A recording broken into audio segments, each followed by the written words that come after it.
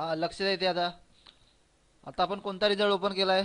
जो मागच्या लेक्चरला रिझल्ट बनवला होता ना, तो रिझल्ट पुन्हा ओपन केलाय. कळतंय? मागच्या लेक्चरला काय काय बघितलं होतं आपण?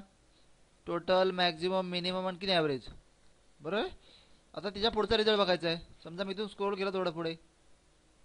हां, इथे काय लिहितो मी? रिमार्क. काय लिहिलंय? रिमार्क. रिमार्क नंतर पुढे काय लिहिणार? पर्सेंटेज. आणि पुढे काय लिहितोय ते?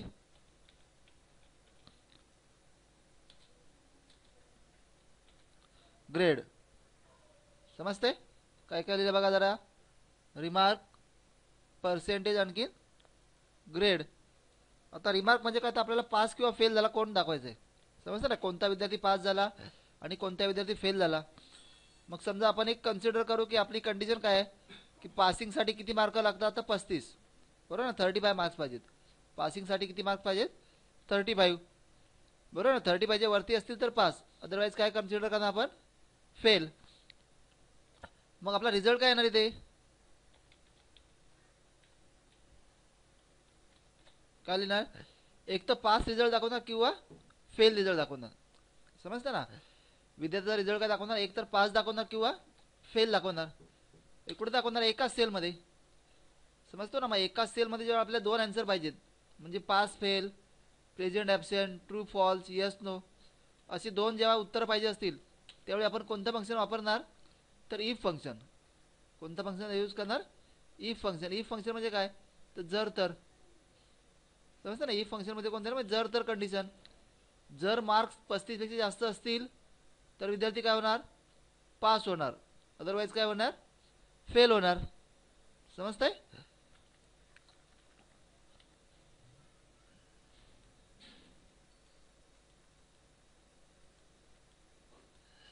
आता इथे लक्ष द्या.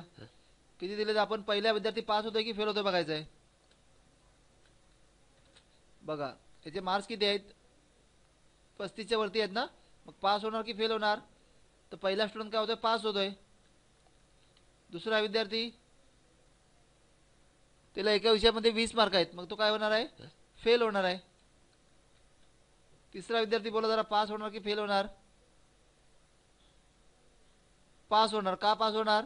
कारण त्याला एका विषयामध्ये किती आहेत? 35 आहेत. बरोबर ना, मग 35 म्हणजे काय, तर काटावर पास होणार आहे. पुढचा विद्यार्थी चौथा नंबर फेल होणार आहे, कारण एका विषयामध्ये त्याला 30 मार्क आहेत. आणि पाचवा विद्यार्थी पास होणार. समजतंय? आता आपण इथे कोणत्या विषयाचे मार्क्स बघतोय? तर तिन्ही विषयांचे मार्क्स बघतोय. बरोबर. आपण काय बघतोय की तिन्ही विषयामध्ये 35 पेक्षा जास्त मार्क्स आहेत का? 35 किंवा 35 पेक्षा जास्त असतील तर तो विद्यार्थी पास होणार. पण इथे बघा काय लिहिलंय वरती? मिनिमम. काय लिहिलंय वरती? मिनिमम. मिनिममचा अर्थ काय? की कमीत कमी मार्क्स. मिनिममचा अर्थ काय? की विद्यार्थ्याचे कमीत कमी मार्क्स. आता हा जो पहिला विद्यार्थी आहे त्याला तिन्ही विषयामध्ये कमीत कमी किती मार्क्स आहेत? 80. बरोबर ना. याचा अर्थ काय? की तिन्ही विषयामध्ये एकतर 80 मार्क्स असणार किंवा 80 पेक्षा जास्त असू शकतात. बरोबर ना. परंतु असा कोणता सब्जेक्ट असेल का की एखाद्या विषयात त्याला 80 पेक्षा कमी मार्क्स आहेत? नाही. का? कारण आपण इथे काय काढले? मिनिमम. म्हणजे याचे कमीत कमी मार्क्स किती आहेत? 80 आहेत. बाकीचे जे असतील तर एक तर 80 पेक्षा जास्त असणार किंवा 80 मार्क्स असतील. बरोबर ना. पण 80 पेक्षा कमी असतील का? नाही. मग हा विद्यार्थी फेल होणार का? नाही फेल होणार. मग आपल्याला 3 मार्क बघायचे जरुरी आहे का? तर आपण कोणतं बघतोय? फक्त मिनिमम मार्क्स बघतोय. आता हा विद्यार्थी बघा, ह्याचे मिनिमम मार्क्स किती आहेत? 20 आहेत. मग हा काय होणार? फेल होणार. आता तिसरा विद्यार्थी बोला जरा, पास होणार की फेल होणार? याचे मिनिमम मार्क्स किती आहेत? 35 आहेत ना. मग हा विद्यार्थी काय होणार? पास होणार. बरोबर ना, काठावर पास होणार. म्हणजे याचे मार्क्स कसे असणार? एक तर तिन्ही विषयामध्ये 35 असू शकतात किंवा 35 पेक्षा जास्त असू शकतात. परंतु असा कोणता विषय असेल का की त्याला एखाद्या विषयामध्ये मार्क्स 35 पेक्षा कमी आहेत? नाही. बरोबर आहे. मग हा विद्यार्थी पास होणार की फेल होणार? तर पास होणार, कारण त्याचे मार्क्स किती आहेत? 35 आहेत. मिनिमम मार्क्स म्हणजे कमीत कमी मार्क्स त्याला 35 आहेत. आता हा विद्यार्थी बोला जरा, हा विद्यार्थी फेल होणार. बरोबर ना, कारण मार्क्स त्याचे किती आहेत? 35 कमी आहेत. आणि हा विद्यार्थी पास होणार. समजतोय? मग फेल कोणता होणार? एक दुसरा विद्यार्थी आणि चौथा विद्यार्थी. बरोबर आहे. हा विद्यार्थी फेल होणार का? नाही, कारण याचे मार्क्स 35पेक्षा एक तर 35 असू शकतात किंवा 35पेक्षा जास्त आहेत. मग हा फेल होणार का? नाही फेल होणार.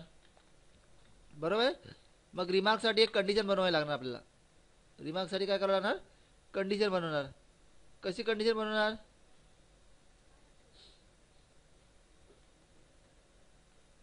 बरोबर आहे. काय लिहितो मी? इफ. बरोबर ना. पहिले ते नाव लिहितो रिमार्क म्हणून. बरोबर. आता रिमार्कसाठी कंडिशन काय बनवणार? जर. जर म्हणजे काय बनवणार? इफ. कोणते मार्क्स बघणार आपण? काय लिहिलं? मिनिमम मार्क्स म्हणजे हे वाले मार्क्स. बरोबर ना. जर का मिनिमम मार्क्स काय लिहिले ते लेस दॅन. लेस दॅन म्हणजे कमी ना. कितीपेक्षा? तर 35पेक्षा. लेस दॅन 35. समजतंय? जर का मिनिमम मार्क्स 35पेक्षा कमी असतील तर रिझल्ट काय दाखवणार? फेल. बरोबर ना. जर का मार्क्स 35पेक्षा कमी असतील तर रिझल्ट काय दाखवणार? फेल दाखवणार. आणखीन जर मार्क्स 35पेक्षा कमी नसतील तर काय असणार? एक तर 35 असणार किंवा 35पेक्षा जास्त असणार. मग 35पेक्षा जास्त मार्क असतील तर रिझल्ट काय दाखवणार? पास. समजतंय?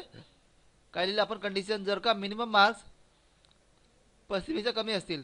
बरोबर ना. हे वाले मार्क्स जर का मिनिमम मार्क्स 35पेक्षा कमी असतील तर रिझल्ट काय दाखवणार? फेल येणार. अदरवाईज काय येणार? रिझल्ट पास येणार. समजतंय? मग कसे काढणार? इथून इफ फंक्शन घ्यायचं आहे. बरोबर ना. कुठून जाणार? इफ फंक्शन घेण्यासाठी एरोवरती क्लिक करायचं आहे. होममध्ये एरोवरती क्लिक करा. दिसतंय ते सम म्हणून. आणि त्याच्यामध्ये कोणतं फंक्शन भेटणार आपल्याला? मोर फंक्शनमध्ये जायचं. कुठे जायचं आहे? मोर फंक्शन. केलं. आता मोर फंक्शन नंतर आता ही विंडो बघा. विंडोला बाजूला घ्यायचं. काय करणार? क्लिक करून ड्रॅग करा. इथे घेतलं इथे वरती. बरं. समजा मी इथे घेतलं विंडोला. आता इथे दिसतं इफ फंक्शन. जर का इफ फंक्शन नाही मिळालं तर कुठे येणार? एरोवरती यायचं. कुठे येणार? एरो. एरो नंतर कुठे येणार आपण? ऑल फंक्शनवरती जायचं. कुठे यायचं आहे? All function. कधी जायचं पण? इथे इफ फंक्शन नाही मिळालं तरच. ऑल फंक्शनवरती जायचं आहे. आणि आता आपल्याला कोणता वर्ड पाहिजे? इफ ना. मग इथे क्लिक करून काय टाईप करणार? तर आय प्रेस करायचं आहे. बघा आलं इफ फंक्शन. कळेल. आणि नंतर काय करायचं आहे? ओके करणार. समजतं एवढं? बघा पुन्हा कसं घेणार? एरोवरती जायचं इथे. आणि एरोन कोणतं घेणार आहे? मोर फंक्शन. बरोबर ना. समजा मी इथे पुन्हा आणतो मोस्ट रिसेंटली यूजमध्ये है ना. इथे कोणतं फंक्शन असणार? इफ फंक्शन असणार. पण इथे जर का फंक्शन नाही मिळालं तर कोणतं घेणार? एरोवरती जाऊन कुठे जाणार आपण? ऑलवरती जायचं आहे. बरोबर आहे. आता कुठे भेटणार आपल्याला? मोस्ट रिसेंटली यूजमध्ये भेटणार आहे. ते इफ फंक्शन घेतलं इथून. आणखीन ओकेवरती क्लिक केलं. केलं. आता ही फंक्शन आर्ग्युमेंटची एक विंडो आली बघा. बरोबर आहे ना. आता हे फंक्शन आर्ग्युमेंटमध्ये कुठे आणणार आपण? काय लिहिलं इथे? If minimum marks less than 35. म्हणजे इथे लॉजिकल टेस्ट म्हणजे काय? आता कंडिशन द्यायची आपल्याला की जर का मिनिमम मार्क्स 35पेक्षा कमी असतील.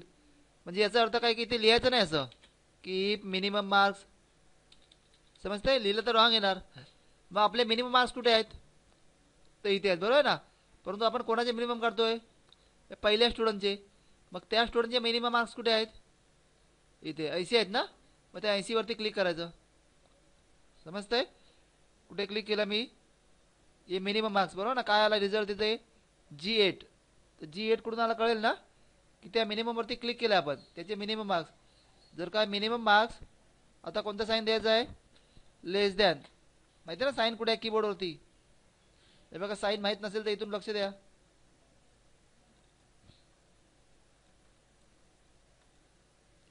इथे दाखवतोय लेस दॅन ग्रेटर दॅन. ही दोन साईन वापरायची आपल्याला. कळेल. मग कुठे जाणार? आता लक्ष द्या पुन्हा. इथे इथे क्लिक करायचं आहे मिनिमम वरती. मग मिनिमम मध्ये इथे क्लिक नाही करायची. इथे क्लिक केलं तर रॉंग येणार. तर कुठे क्लिक करायचे आपल्याला? स्टार्टिंगला क्लिक करायचे. इथे या मार्क्सचे जे मिनिमम आहेत ना त्याच्यावरती क्लिक करायचे. जर का मिनिमम मार्क्स नंतर कोणतं साईन देणार? लेस दॅन. लेस दॅन किती घेणार 35 बरोबर लेस दॅन 35 खाली काय आलं व्हॅल्यू ट्रू याचा अर्थ काय म्हणजे जर का खरोखर याचे मिनिमम मार्क्स 35 पेक्षा कमी असतील तर रिझल्ट काय येणार फेल येणार कोणता रिझल्ट येणार फेल 35 पेक्षा कमी असतील तर फेल येणार आता व्हॅल्यू फॉल्स म्हणजे काय की जर का याचे मार्क्स 35 पेक्षा कमी नसतील बरोबर ना तर रिझल्ट काय येणार पास येणार रिझल्ट कोणता येणार पास समजतंय मार्क्स जर का 35 पेक्षा कमी असतील तर रिझल्ट येणार फेल अदरवाईज रिझल्ट काय येणार पास आता काय करायचं इथून ओके समजतंय आता ड्रॅग करायचे माहिती आहे ना ड्रॅग कसं करायचं ते आता पर्सेंटेज काढायचे आपल्याला पर्सेंट आपण शाळेमध्ये काढतो बरोबर ना रिझल्ट लागल्यावर आपण बघतो की किती पर्सेंटेज मिळाले ते ॲक्च्युली पर्सेंटेज कसे काढायचे ते बघू आता लिहिले ते पर्सेंटेज म्हणून तर पर्सेंटेज कसे काढणार की पहिले आपण बघायचे की आपल्याला मार्क्स किती मिळालेत 3 विषयाचे पेपर आहेत ना तर 3 विषयामध्ये किती मार्क्स मिळालेत 255 आणि एक्झाम किती मार्कांची होती म्हणजे परीक्षा किती मार्कांची होती तर आपण अंदाजे समजा कन्सिडर करतोय की 100 मार्काचा पेपर आहे म्हणजे परीक्षा किती झाली 300 मार्कांचे 3 पेपर आहेत बरोबर आहे मग आपल्याला किती मिळाले 255 मार्क्स मिळालेत पण कितीपैकी 300 पैकी मग आपल्याला काढायचे की शेकडा मार्क्स किती मिळाले बरोबर ना म्हणजे 100 पैकी किती मार्क्स मिळाले मग ते कसे काढणार बघा इथे पर्सेंटेजसाठी काय लिहिणार आपण पहिला कुठे जायचं की टोटल किती मार्क्स मिळाले ते काय लिहिलं मी ते टोटल मार्क्स ऑफ 10 म्हणजे किती मार्क्स मिळाले किती मिळाले आपल्याला 255 त्याला डिवाइड करायचं आहे ना कितीने डिवाइड करायचं तर टोटल एक्झाम किती मार्क्सची होती मग इथे काय लिहितो मी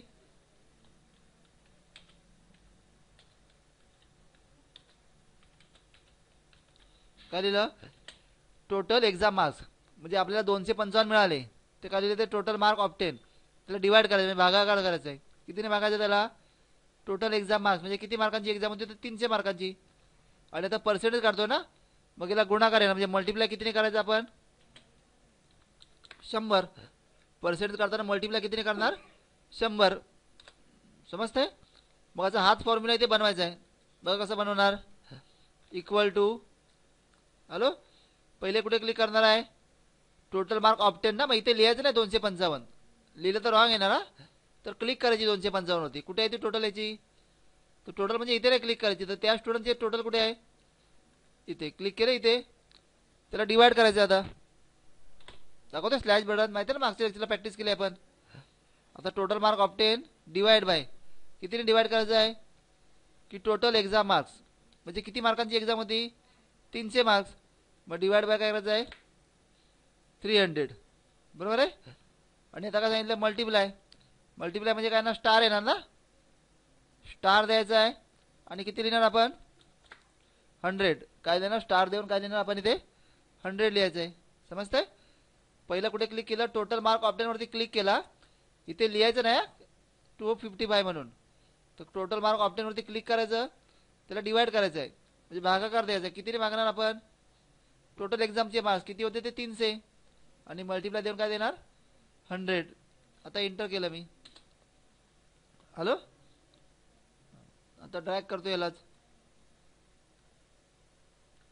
आले समजते आता लक्ष द्या जरा पर्सेंटेज आणि ग्रेड सारखेच दिसत आहेत बरोबर ना तर पर्सेंटेज आणि ग्रेड एक साथ का आले कारण आपण किती मार्काचा पेपर कन्सिडर करतोय 100 मार्काचा पेपर कन्सिडर करतोय बरोबर ना तो जर का आपण एखादा पेपर 150 मार्काचा कन्सिडर केला एखादा पेपर 60 मार्काचा एखादा पेपर 120 तर पर्सेंटेज आणि ग्रेड अलग अलग येणार कळतंय सॉरी पर्सेंटेज आणखी ॲव्हरेज अलग अलग येणार आता कोणते बघायचे ग्रेड ग्रेड म्हणजे काय तर आपण बोलतो ना ए ग्रेड मिळाली बी ग्रेड मिळाली ते ग्रेड कशावर डिपेंड असते तर मार्क्सवरती म्हणजे पर्सेंटेजवरती जर का पर्सेंटेज समजा आपण कन्सिडर करू की 60च्या वरती आहेत तर ए ग्रेड काय सांगतो मी जर का पर्सेंटेज 60च्या वरती असतील तर कोणती ग्रेड घेणार आपण ए ग्रेड अदरवाईज कोणती ग्रेड घेणार आहे बी ग्रेड म्हणजे 60 पेक्षा कमी असतील तर बी ग्रेड मग आता आपल्याला आन्सर काय पाहिजे बघा एक तर ए पाहिजे किंवा बी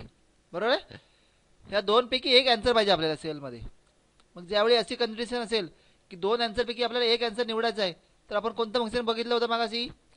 इफ फंक्शन. कोणतं फंक्शन बघणार आपण? इफ फंक्शन, म्हणजे जर तर कंडिशन, बरोबर ना. म्हणजे जर पर्सेंटेज 60च्या वरती असणार तर ए ग्रेड, नाहीतर कोणती ग्रेड येणार? बी ग्रेड. मग इथे बघा आपण कसा फॉर्म्युला तयार करायचा तो लिहिले ते ग्रेड. मग ग्रेडसाठी कोणतं फंक्शन घेणार? पुन्हा इफ फंक्शनच घ्यायचं आहे. काय लिहिलं? इफ. आता आपण कशावरती कन्सिडर करणार? तर पर्सेंटेजवरती.